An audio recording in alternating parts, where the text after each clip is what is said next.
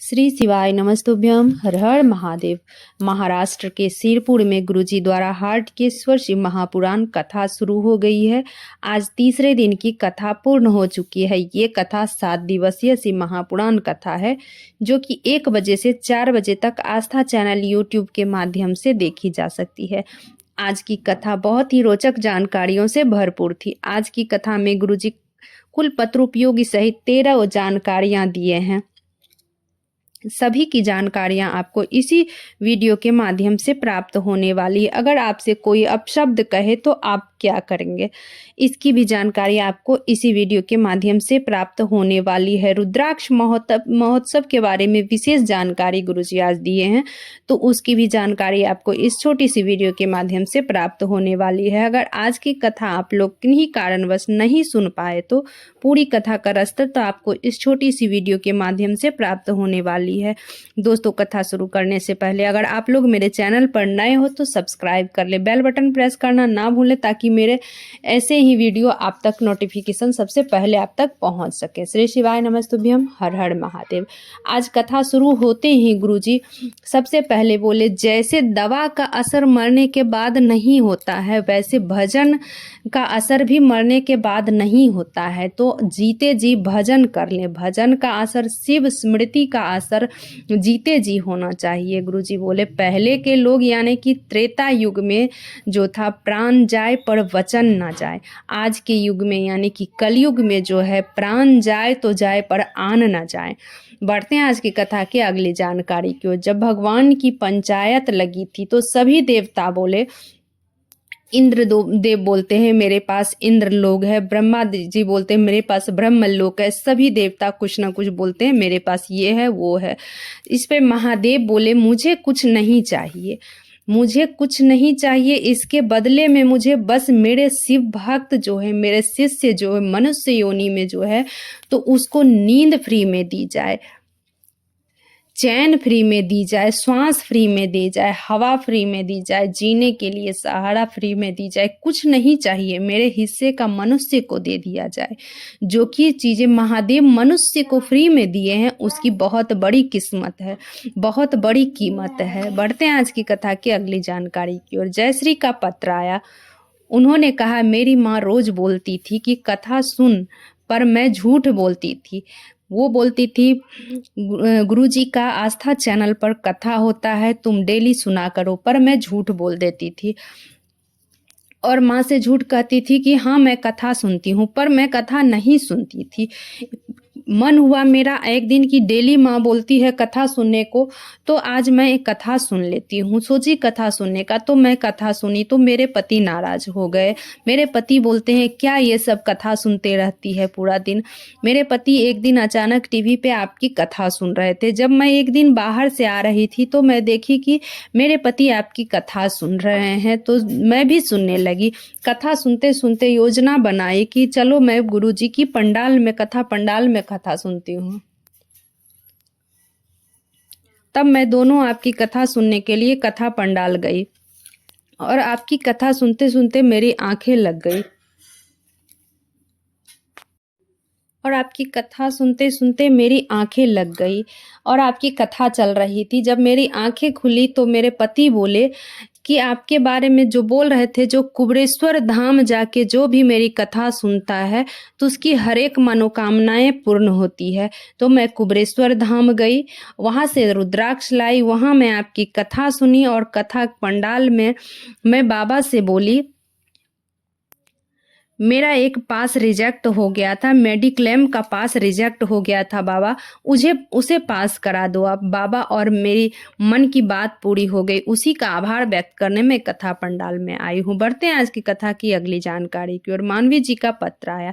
मैं एक लोटे जल का क्या वर्णन करूं गुरुदेव। मेरी छोटी बेटी 5 साल की है, वह ना बोल पाती, ना चल पाती, ना सुन पाती। वो बहुत इलाज करवाई पर कोई फर्क नहीं पड़ता। मैं बहुत रोती, डॉक्टर भी कुछ नहीं कर पाया। किसी ने बताया आपकी कथा के बारे में, मुझे ये सब कथा पे विश्वास नहीं था, मैं विश्वास नहीं करती थी। फिर भी मैं आपकी कथा सुनी और सिहोर गई।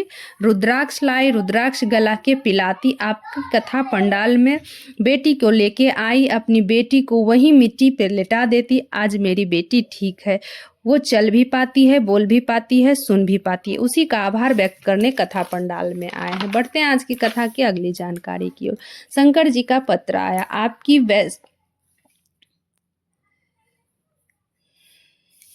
शंकर भगवान आपकी हैसियत नहीं देखते हैं, आपके पास क्या है नहीं देखते हैं, आपकी इंसानियत महादेव देखते हैं। किसी को आप भूखे को भोजन कराए क्या, गिरे हुए को उठाए क्या, महादेव आपकी इंसानियत देखते हैं। आपकी इंसानियत देखते महादेव आपके पास आते हैं। बढ़ते हैं आज की कथा की अगली जानकारी की ओर। गुरुजी बोले, जैसे आप पानी में नमक डाल देते हो तो नहीं दिखता है, नमक का स्वाद पानी में आ जाता है, उसी तरह आपकी भक्ति नहीं दिखता है, उसका फल प्राप्त हो जाता है आपको। महादेव हर जगह हैं, चप्पे चप्पे में महादेव हैं, हर जगह महादेव हैं, विराजमान हैं। बढ़ते हैं आज की कथा की अगली जानकारी की और ममता जी का पत्र आया। मैं बाबा का क्या वर्णन करूं गुरुदेव, मेरे शादी को 10 साल 12 साल तक मैं इंतजार की पर बच्चा नहीं हुआ, डॉक्टर को भी दिखाई पर संतान का सुख नहीं प्राप्त हुआ।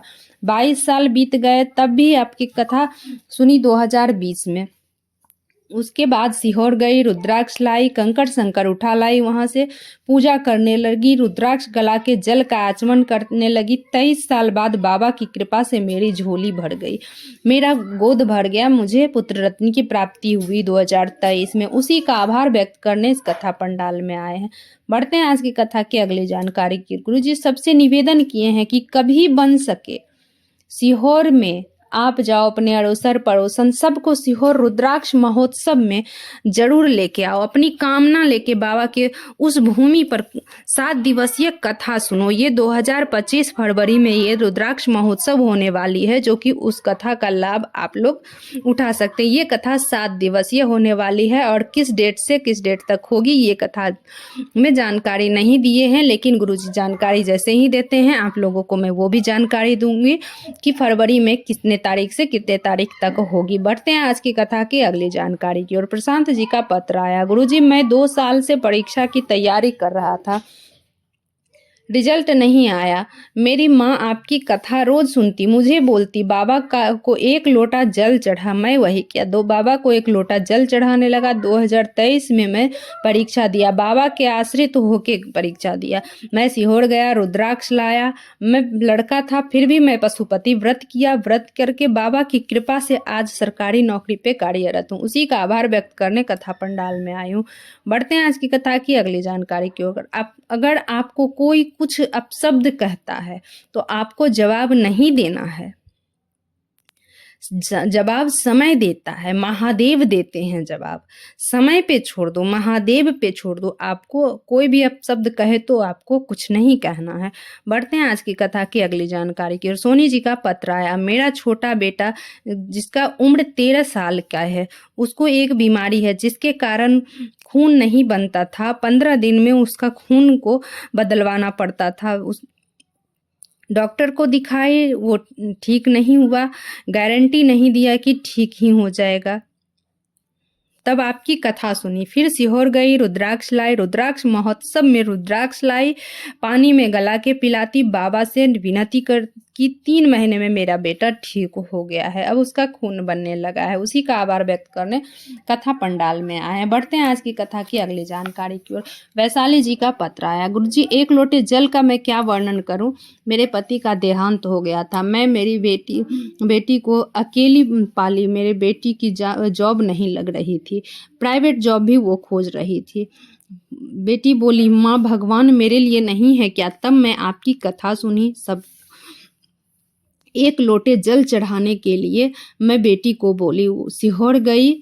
आप जो आप उपाय बताते थे सारा उपाय मैं करती थी, कंकड़ शंकर की पूजा की, आपकी कथा सुनी। मेरी बेटी प्राइवेट जॉब खोज रही थी पर आज वो उसे सरकारी जॉब पुलिस विभाग में कार्यरत है। उसी का आभार व्यक्त करने कथा पंडाल में आए हैं। श्री शिवाय नमस्तुभ्यं।